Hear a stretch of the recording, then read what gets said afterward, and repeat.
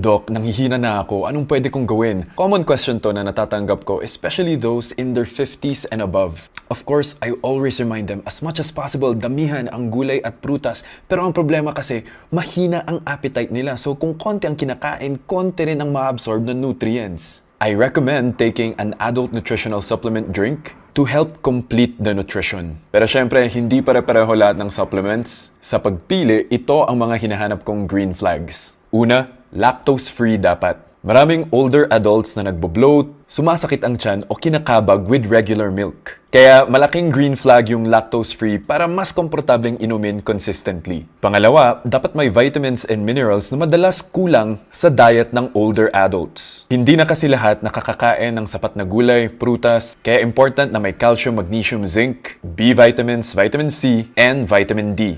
Pangatlo, dapat may protein, ideally from whey or soy. Importanteng green flag ito kasi habang tumatanda, numinipis yung muscles. At kapag humina ang muscle, mas ramdam na hirap tumayo. Hirap umakyat ng hagdan, mas madaling mapagod. Kaya hindi pwedeng vitamins lang, dapat may protein din. Pang-apat, better if may fiber. Common sa elderly ang hirap dumumi. So plus points kung may fiber ang supplement. Hindi siya pamalit sa gulay at prutas, pero dagdag support siya. Panglima, walang exaggerated claims. Hindi dapat miracle drink ang adult nutritional supplement drinks. These are used to help complete your nutrition and support you. Of course, your proper eating habits and regular physical activity is important too. Now, based on those standards, I recommend Livity to help support a stronger body and sharper brain. May Strength Core Plus ito with vitamin D, protein, and calcium to help strengthen bones, joints, and muscles. May Neurofactor Plus din with omega-3 and choline to support memory, focus, and mental performance.